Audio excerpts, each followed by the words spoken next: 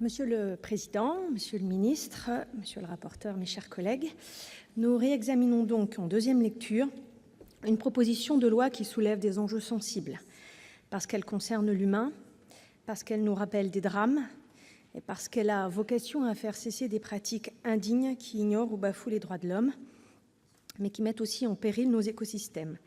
Nous avons donc tous ensemble le devoir de tout faire pour que l'irréparable ne se reproduise pas.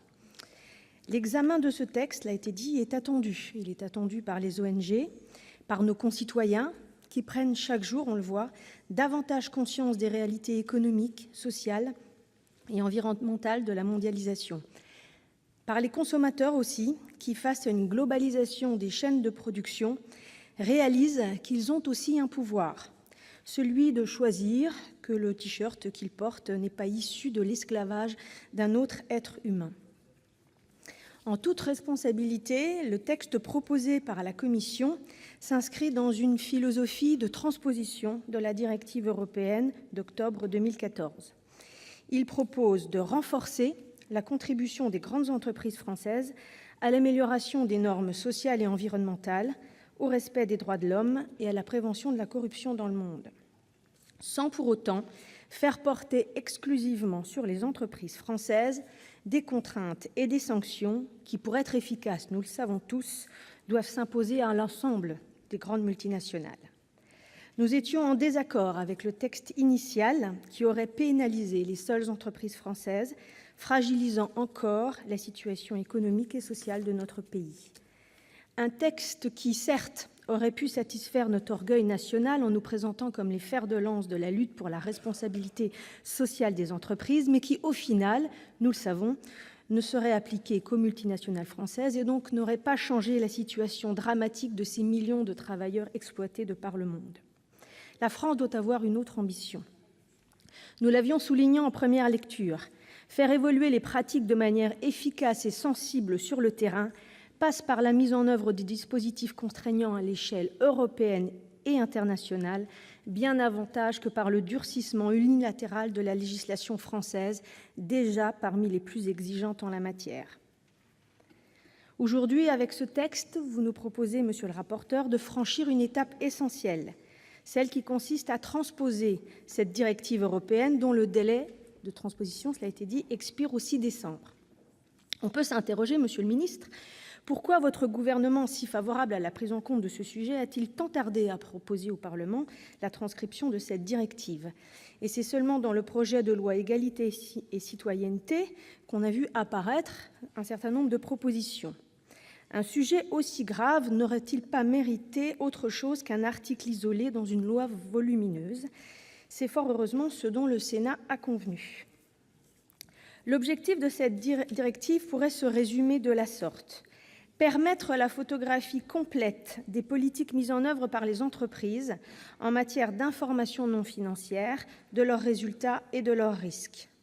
Le rapport de gestion devra donc inclure une déclaration non financière présentant des informations liées aux incidences de leurs activités en matière environnementale, sociale, de personnel, de respect des droits de l'homme et de lutte contre la corruption, mais également la description des politiques appliquées par l'entreprise et les procédures de diligence raisonnable qu'elle pense mettre en œuvre, la présentation des résultats, une analyse des risques principaux et enfin des indicateurs de performance de nature non financière.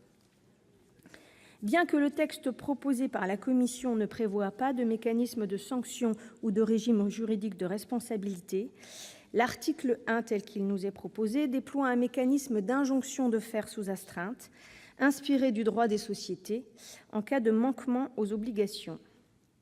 C'est-à-dire que dans le cas où le rapport serait incomplet, toute personne intéressée pourrait demander au président du tribunal statuant en référé d'enjoindre sous astreinte à la société de communiquer ces informations. Alors où l'on observe une mobilisation citoyenne puissante, où la pression des ONG et des médias peut menacer l'image de marque d'une entreprise et entraîner de lourdes répercussions économiques, cette mesure paraît suffisamment dissuasive.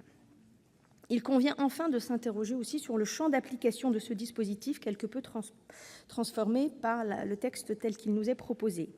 Sont concernées les sociétés cotées les établissements de crédit, d'assurance, les institutions de prévoyance et les mutuelles, dès lors qu'elles dépasseraient les seuils de chiffre d'affaires net de 40 millions d'euros, de total de bilan de 20 millions d'euros et plus de 500 salariés, soit une définition plus large que le texte initial qui mettait le curseur à 5 000 salariés.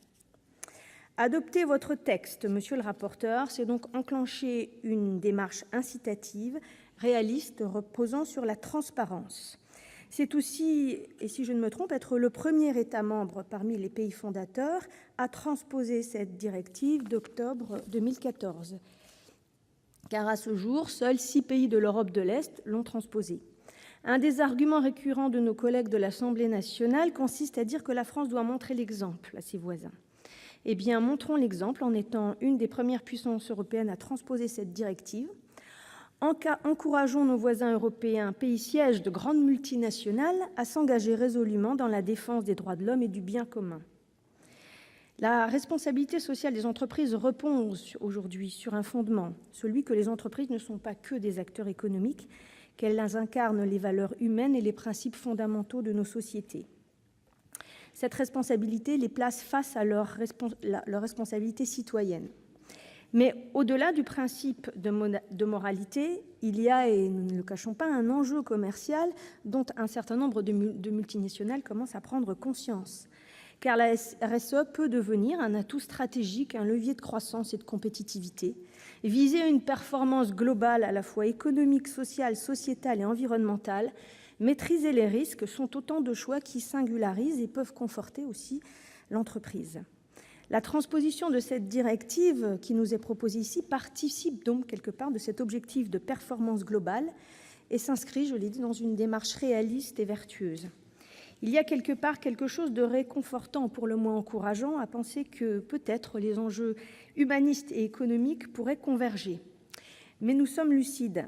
Seule une prise de conscience internationale permettra d'apporter de réelles solutions à la situation et au quotidien de ces travailleurs exploités de par le monde.